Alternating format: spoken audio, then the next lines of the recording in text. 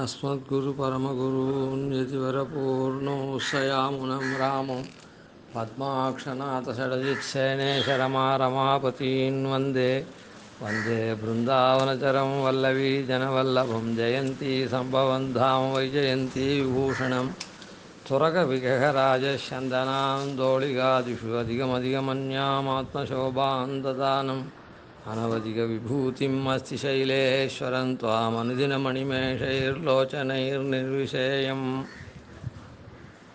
தேவப்பெருமானுடைய பிரம்மோற்சவத்தை அனுபவிச்சுட்டு வரச்சே அது எப்படி கடலை கையிட்டு காட்டுமா போலேன்னு சுவாமி தேசிகன் சாய்க்கிறார். அந்த மாதிரி தேவப்பெருமானுடைய உற்சவ அனுபவம் அளவில் அடங்காதது. அதை ஏதோ கடற்கரையிலேருந்து இதுதான் கடல் அப்படின்னு கையிட்டு காமிச்சா என்ன பண்ணுவோமோ அது போல தான் இங்கே அப்படி ஒரு அனுபவத்தை காண்பிச்சுட்டுருக்கேன். அதுவும் தேவபெருமானுடைய அனுபவத்தை ஆழ்வார்கள் அனுபவிக்கிறா அப்படின்னு சொன்னால் அவள் ஆழ்ந்து அனுபவிக்கக்கூடியவா. கரையில் நின்றுட்டு தான் அப்படியே கையை காட்டுறா போல தான் இது பண்ணிட்டுருக்கோம். அந்த வகையில் வரைச்சே 3ஆம் நாள் காலை கருட சேவை உற்சவம். இந்த கருட சேவை உற்சவத்தில் கருட வாகனம் அப்படின்னு சொன்னாலே தேவப்பெருமானுடைய கருட சேவை தான் ரொம்ப பிரசித்தம்.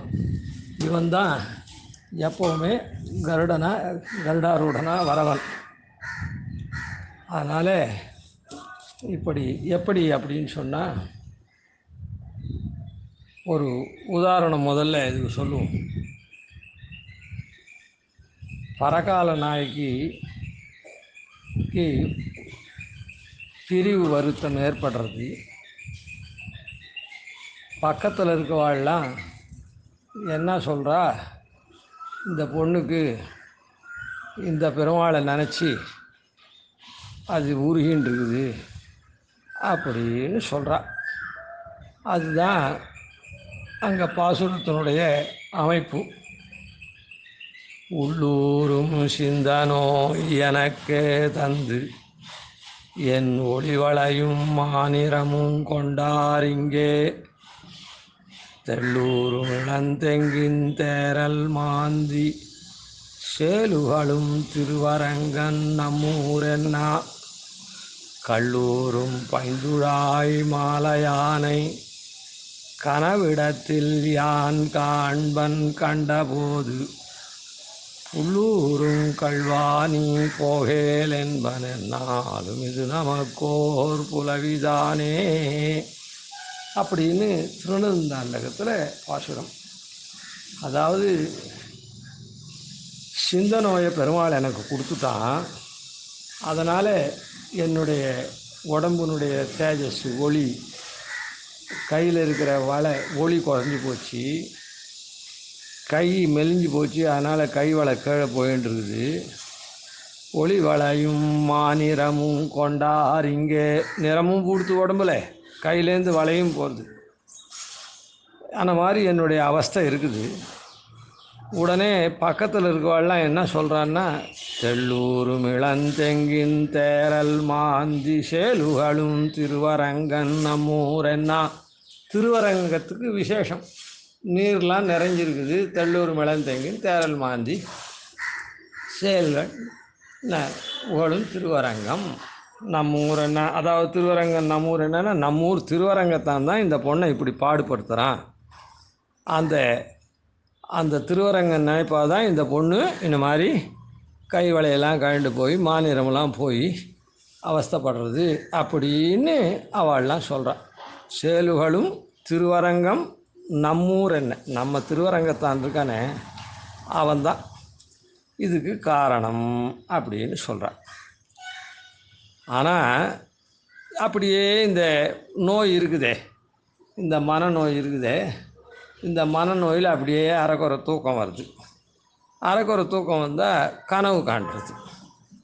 நான் கனவு காண்றேன். எப்படி இருக்குது அப்படின்னா, கல்லூரும் பைந்துழாய் மாலையானை கனவிடத்தில் யான் காண்பன். இந்த துளசி மாலை அணிஞ்சின்னு இருக்கக்கூடிய என்ன அந்த எம்பெருமானை நான் கனவுல பார்க்குறேன். எனக்கு இந்த நோய்க்கு காரணமானவனை கனவுல பார்க்குறேன். இவெல்லாம் என்னுடைய நோயை பார்த்துட்டு திருவரங்கத்தான்னு, திருவரங்கம் என்ன, நம்மூர் என்ன அப்படின்னு, என்னன்னா அவ சொல்ல அப்படின்னு அர்த்தம். சரி, நான் கனவு காண்றேன். அப்போ கனவு காண்டச்சு கல்லூரும் பைந்துழா அந்த பெருமாளை கனவு காண்றேன். மாலையானை கனவிடத்தில் யான் காண்பன். நான் பார்க்குறேன் அவனை. பார்த்தா கண்டபோது இவா சொல்கிறதெல்லாம் எனக்கு காது கேட்டுது, திருவரங்கத்தான்னு. நான் ஆனால் அந்த துளசி மாலையை சாத்தின்னு இருக்க அந்த பெருமாளை நான் கனவுல பார்க்கச்சு கண்டபோது அப்படின்னு புல்லூரும் கல்வா நீ போகேல் என்பன். அவன் புல்லூர்ந்து வரான். அடேடே கல்வா, என் மனசை கவர்ந்த கல்வனே, புல்லூர்ந்து போறே, போகாதே அப்படின்னு சொல்கிறேன். ஆனால் அவன் பாட்டுக்கு போயிட்டே இருக்கான். இது என்றைக்கும் நமக்கு வருத்தமாகவே இருக்குது அப்படின்னு முடியுது. இந்த பத சுவாரஸ்யம் பாருங்கள். அவள்லாம் சேலுகளும் திருவரங்கன் நம்மூர் என்ன, நம்ம ஊர் திருவரங்கத்தான் தான் இப்படி பண்ணுறான். அந்த நினைவில் தான் இதுக்கு இந்த மாதிரி நோய் வந்திருக்குது அப்படின்னு அவள்லாம் சொல்லின்னு இருக்குச்சே. நான் கனவுல பார்க்குறேன். கண்டபோது காண்பன். சரி, கண்டபோது ஐயோ நான் அங்கே போய் எல்லோரும் சொல்கிறாளேன்னு நான் அங்கே போய் பார்த்தேன். பார்த்தபோது இவா சொல்கிறதெல்லாம் இல்லவே இல்லை, அங்கே வேறு ஏதோ இருக்குது அப்படி. அதாவது இவாளெலாம் சொல்கிறா, நான் அங்கே போய் பார்க்குறேன். பார்த்தபோது அப்படின்னா என்ன அர்த்தம்? வேறு ஏதோ இருக்குதுன்னு அர்த்தம். பார்த்தபோது அதே இருக்குதுன்றதுக்கு பார்த்தபோதுன்னு சொல்ல வேணாம். நான் அங்கே போய் பார்க்குறேன், அது இருந்தது, தீர்ந்து போச்சு. என்ன சேலுகளும் திருவரங்கன் நம்மூர் என்ன கனவிடத்தில் யான் காண்பன். கண்டபோது அங்கே போய் நான் பார்த்தாக்கா அப்படின்னா என்ன அர்த்தம்? வேறு ஏதோன்னு அர்த்தம். புல்லூருங்கல்வா நீ போகேல் என்பன். புல்லூருங்கல்வா நீ போகேல் என்பன். அப்போ ரங்கநாதன் புல்லூர்ந்து போகக்கூடாது, தேப்பெருமாள் தான் போகணுமான்னா இவா தான் ரங்கநாதன் சொன்னாலே. ஆனால் அது ரங்கநாதன் இல்லை. அங்கே போய் பார்த்த போது அது புல்லூர்ந்து போகிறான் ஒருத்தன், அவனை போகாதேன்னு சொல்கிறேன் அப்படின்ற. சரி, அது ஏன் ரங்கநாதனாக இருக்கக்கூடாது, தேவப்பெருமாளாக இருக்கணும்னா, இந்த கனவில் வரதெல்லாம் தேவப்பெருமாள் தான் இவருக்கு வர.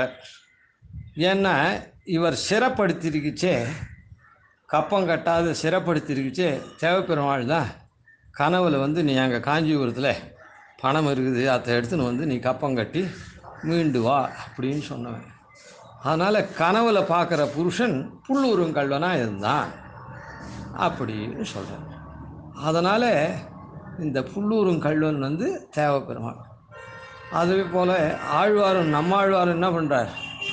அருளாழி அந்த அருளாத நீர் அருளி அவராவி, என்னுடைய ஆவி போகிறதுக்கு முன்னே அருளாழி புட்கடவீர் அவர் வீதி ஒரு நாள் என்று அருளாழி அம்மானை கண்ட கால் இது சொல்லி அப்படின்னு சொல்கிறேன். வண்டே, அருளாழி வரிவண்டே, நீ போய் சொல்லு, நான் பழிச்சுப்பேன். என்னான்னு சொல்லு, நீ ஒன்றும் பண்ண வேணாம், புல்லூர்ந்து போகிறையே, அப்போ அந்த ஆழ்வார் வீதி வழியாக அவர் வீதி ஒரு நாள் என்ன அப்படி போச்சே, இந்த ஆழ்வார் வீதியாக போன்னு சொல்லு, போகிறோம் எனக்கு. அப்படி வந்தான்னா போகிறோம், நான் அவனை பார்த்து தரிசிப்பேன் அப்படின்னு சொல்லுன்னு சொல்கிறேன். அதனால் அங்கே புல்லூரன் தேவப்பெருமாள்னு நம்மாழ்வார்னு சொல்கிறார். அதுக்கப்புறம் இந்த கனவில் காண்டேன்னு சொல்கிறாரு. இவருக்கு கனவில் வேகவத்தியில் பணம் இருக்குதுன்னு சொன்னவர் யார்? தேவப்பெருமாள் தான். ஆனால் இங்கேயும் கனவு வந்திருக்குது. அந்த கனவில் பார்க்கச்சே புல்லூர்ந்து போகிறான். என்றாலும் என்றைக்கும் இது நமக்கு போகாதேன்னு சொன்னால் கூட இவன் கனவில் வந்து போகிறான், இது நமக்கு கஷ்டமாகவே இருக்குது அப்படின்னு சொல்கிறேன். அதனால் தேவப்பெருமாளுடைய கருடோத்சவம் தான் லோகத்திலே பிரசித்தமாக சொல்லுவார்கள்.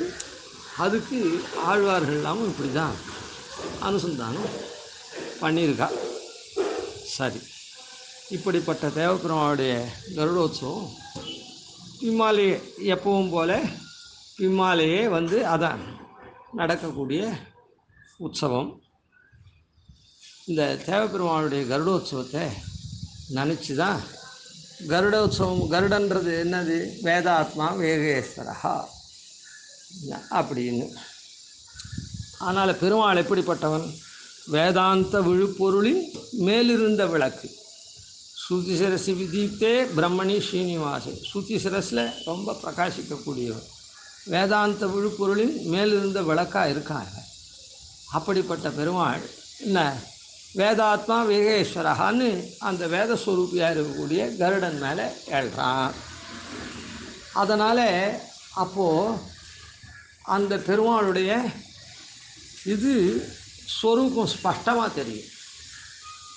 அந்த 3 பேர் அங்கே திருக்கோவலூரில் பார்த்தாலே இவா 3 பேரும் அங்கே பெருமாள் வந்து சேவை சாய்ச்சான். என்ன நடுவில் இவர் ஒருவர் என்று அறியாவண்ணன் நள்ளிருளில் மால் இருக்க, அதெல்லாம் சரி.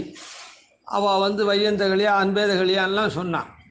அது நெருக்கி சொன்னது வாஸ்தவம் தான், அங்கே பாடினது வாஸ்தவம் தான். ஆனால் அப்போ அவள் முதல்ல பாடச்சேவே இந்த பெருமாளுடைய உற்சவ ஞாபகம்தான் வந்து அங்கே பாடியிருக்கா. அப்படின்னு 2 ஆழ்வார்த்தை பார்த்தோம். இந்த 3வது ஆழ்வார் திருக்கண்டேன். ஏன்னா கருடவாகனத்து மேலே வரான்னா, அதாவது ஸ்பஷ்டமாக வேதஸ்வரூபியான கருடன் மேலே பெருமாள் வரான்னா அது பிரத்யட்சமாக யாருன்றது தெரியுமே. அதனால் பெருமாளும் பிராட்டியும் சேர்ந்த மிதுனம் தானே நமக்கு. அதனால் பிரம்மம் ரெண்டும் சேர்ந்தது தான் பிரம்மம். அதனால் உடனே இவர் என்ன பண்ணுறார்? அந்த பிரம்மத்தை ஸ்தாபித்து கொடுக்கறது. திருவில்லா தேவரை தேரேல் மின் தேவுன்னு சொன்னார். திருவில்லைன்னா அவன் தேவனே இல்லைன்னு சொல்லு அப்படின்னு சொன்னார். திரு நின்ன பக்கம் திறவு இது என்று ஓர் அப்படின்னு சொன்னார். அந்த மாதிரி திரு இருந்தால் தான் திறவு, ஜெகத்காரணம் அது. அதனால் என்ன பண்ணார் இந்த ஆழ்வார்? அது சொன்னது யார்? திருமழிசை ஆழ்வார். இந்த பேயாழ்வாரால் திருத்துப்பட்டவர். அந்த பேயாழ்வார் என்ன சொல்கிறார் இங்கே? அந்த ராத்திரியில் பெருமாளை பார்த்த உடனே இந்த ஞாபகம் வருது, வேதாத்மா வேகேஸ்வரன் மேலே இந்த மாதிரி. அதனால் ஸ்பஷ்டமாக ஆரம்பித்த உடனே திருக்கண்டேன் பொன்மேனி கண்டேன் அப்படின்னு இந்த பெருமாளுடைய கருடோத்சவத்தை நினச்சி திருக்கண்டேன் பொன்மேனி கண்டேன் அப்படின்னு சாய்க்கிறேன். திருவை பார்க்குறார், அப்புறம் அந்த பெருமாளுடைய திருமேனியும் பார்க்குறேன் அப்படின்னு சொல்கிறார். என்னாழி வண்ணன் பாலின்னு அப்படின்னு. இது ரொம்ப அதிசயோக்தியாக இருக்குது. அதாவது பெருமாளை வந்து ஏதோ தேவப்பெருமாளை சொல்லணும், திருக்கண்டேன் பொன்மேனி கண்டேன்னு சொன்னால் தேவப்பெருமாளை தானே இருக்க முடியும். அப்படின்னு சொன்னால் அது தேவப்பெருமாள் உற்சவத்தை நினச்சி தான் அந்த மாதிரி ஆரம்பித்தார் இவரும், திருக்கண்டேன் பொன்மேனி கண்டேன் அப்படின்னு. ஏன்னா இவன் எழுந்தருள்றது எந்த காலத்தில்? உஷக்காலத்தில் எழுறான். பஞ்ச உஷக்காலஹான்னு 5 நாழிக்கு முன்னே. 5 நாழி அப்படின்றது 2 மணி காலம் முன்ன. அதாவது 4 மணிக்கு கருட வாகனத்தில் எழுறான். உஷக்காலம். அந்த உஷக்காலத்தில் நாம் நித்தியம் எழுந்து யாரை நினைக்கிறோம்? கஜேந்திர ரக்ஷனாக இருக்கக்கூடிய கருடாரூடனை தான் நினைக்கிறோம். கருடாரூடன் கருட வாகனத்தில் எழுற பெருமாளை தான் நினைக்கிறோம். கிரஹகிரஸ்தே கஜேந்திரே ருவதி சரபசந்தாட்சமாருஹ்ய தாவன் வியாகூர்ணன் மல்யபூஷா வசன பரிகரோ மேககம்பீர கோஷா அபிப்ராணோ ரதாங்கம் சரமசிமபயம் சங்கசாபோ சகேடோ அஸ்தை கௌமோதகீமப்யவத் ரமசா சம்மதேர்னஹ நக்ராக்ராந்தே கரீந்திரே முகுளிதநயனே மூலமூலேதி கிண்ணே நாஹன்னாஹன்ன சாபுன்ன ச பவதி புனஸ்தாதுஷோ மாதுஷேஷு இத்யேவம் த்யக்தஹஸ்தே சபதி சுரகணே பவசூன்யே சமஸ்தே மூலம் யப்ராதுராசீத் சதிசது பகவான் மங்களம் சந்ததம் நஹா அப்படின்னு நமக்கு மங்களம் அருளட்டம்னுட்டு மூலேத்தி அப்படின்னு கத்தச்சே நாகன்னு போயிட்டு இவன் தான் கருடன் மேலே வந்தான், அவனை சேவிக்கணும். அதே வேளையில் இவன் வரான். அதனால் முடிவு பாசுரத்தில் என்ன பெருமாள் இப்படி இப்படி தோன்றின பெருமாள் தான், கருடன் மேலே தோன்றின பெருமாள் தான் நமக்கு ஷாருன்னா உபாயம் அப்படின்னு முடிக்கிற. ஆரம்பத்தில் பெருமாளை பார்த்தார், எல்லாத்துக்கும் காரணமாக இருக்கிற பெருமாளை, திருவையும் பெருமாளையும் சேர்த்து பார்த்தார். இவா தான் நமக்கு உபாயம் அப்படின்னு பாடுற. அப்படி பாடச்சே ராமன் கண்ணன் யாரை வேணால் சொல்லலாம். ஆனால் இந்த இடத்துல இந்த கருடோத்சவத்தினுடைய தாக்கம், அனுபவத்தினுடைய பதிவாகம்தான் என்ன பண்ணுற, தொட்டபட எட்டும் தோலாத வெண்ணியான் அட்டபுயகரத்தான் அஞ்ஞான்னு குட்டத்து கோள் முதல துஞ்ச குறித்தெறிந்த சக்கரத்தான் தாழ் முதலே நங்கட்கு சார்வு.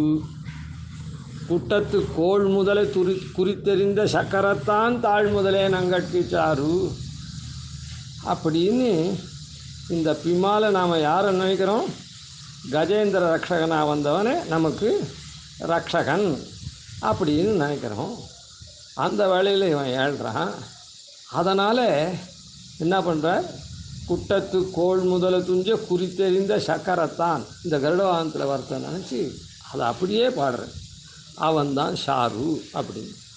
அவன் மாத்திரமா பொன்மேனியாக இருக்கிற அவன் திருவாக இருக்கக்கூடிய பிராட்டி அதனால் வன் தாமர நெடுங்கண் தேனமரும் பூமேல் பெருமாளும் பிராட்டியும் சேர்ந்து தான் நமக்கு உபாய தசையிலையும் பெருமாளும் பிராட்டியும் உண்டு. அதனால் இந்த இடத்துல பெருமாளை ஷாருன்னு சொல்லி பிராட்டியும் அப்படின்னு சொல்லி முடிக்கிறார். அந்த பெருமாளை சொல்லச்சே வேறு ஆக்காரத்தில் சொல்லாத குட்டத்து கோள் முதல குறித்தறிந்த சக்கரத்தான்னு சொல்கிறதுனால இந்த கருடாரூடனை தான் இந்த தேவப்பெருமானுடைய கருட வாகனத்தை நினச்சி பாடினார் அப்படின்றது.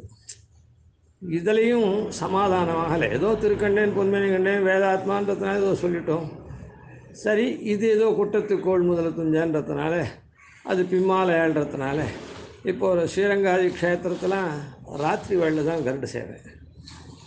என்ன இப்போ திருவேந்திபுரத்தில் உதய கருடன்னு சொன்னால் கூட ராத்திரியே கருடனில் ஏழி அங்கே ஒரு மண்டபத்தில் தங்கி உதயத்துக்கு அங்கேருந்து கிளம்புறேன். ஆனால் இந்த உதயத்துக்கே அப்படி கிளம்பி எழக்கூடாது. சரி, இதெல்லாம் இருக்கட்டும். ஏத்தன் மத்தியில் இருக்கிற ஒரு பாட்டில் இந்த பெருமாளுடைய உற்சவம் தான்றதை இவரே நான் ஸ்பஷ்டீகரிக்கிறேன். பொலிந்திருண்ட கார்வானில் மின்னே போல் தோன்னி மலிந்த திரு இருந்த மார்வன் பொலிந்த கருடன் மேல் கொண்ட கரியான் கழலே தெருள் தன்மேல் கண்டாய் தெளி. இந்த இடத்துல பின்னால் தான் பேயாழ்வார் முன்னே ஒரு இதுக்கு சொல்கிறேன். பெரியாழ்வாருக்கு பெருமாள் எப்போ கருடனில் தோன்றினார், பகலில் வாரணமேல் மதுரவலம் வரவே அப்படின்னு. அதனால் அந்த மாதிரி சமயத்தெல்லாம் கருட வாகனத்தில் வந்தவனை இங்கே சொல்லலை. பெரியாழ்வார் காலம் பின்னாலே ஆச்சு, அது என்னத்துக்கு இல்லை, அது ஒரு உதாரணத்துக்கு சொன்னோம். ஆனால் இவன் இது இந்த கருட வாகனத்தில் எப்படி ஏழ்றான்னு, பொலிந்திருண்ட கார்வானில் மின்னே போல் தோன்னி. கார்வானம், இருண்ட கார்வானம், அதனால் உதயம் ஆகலை, இருண்ட கார்வானமாக இருக்குது. ஆனால் இருண்டு இருக்குதுன்னா அது கும்பிரிட்டா. பொலிந்திருண்ட கார்வானில் நேற்று எப்படி சொன்னமோ, அதாவது எள்ளி அம்போது அப்படின்னு சொன்னார் ரெண்டாங்காப்பை நினச்சி பெரியாழ்வார் அப்படின்னு சொன்ன மாதிரி இந்த இடத்துல இந்த கருட சேவையை நினச்சி பொலிந்து இருண்ட கார்வானில். இருண்ட கார்வானத்துக்கு பொலிவு எப்போ, அந்த அருணோதயம் வரத்துக்கு முன்னையே ஒரு பொலிவு தெரியும் வானத்தில். அந்த இருட்டு கொஞ்சம் மாதிரி, அதாவது சாதாரண பாஷையில் பொலான்னு வெளியே போகிறது அந்த மாதிரி அப்படின்னு சொல்கிறோமோல்ல, அந்த மாதிரி பொலிந்திருண்ட கார்வானில். ஆனால் அந்த உஷக்காலத்தில் மின்னே போல் தோன்னி, மின்னல் போல் தோன்றான் அப்படின்னு சாய்க்கிறார். எப்படி பெருமாள் மின்னல் போல தோன்றுவார்? பெருமாள் குழுமி தேவர் குழாங்கள் கைதொழச் சோதி வெள்ளத்துள்ளேன்னு அப்படி சோதி வெள்ளமாக இருக்கான். அப்படி இருந்துச்சு மின்னே போல் தோன்றின்னு சொல்கிறாரே.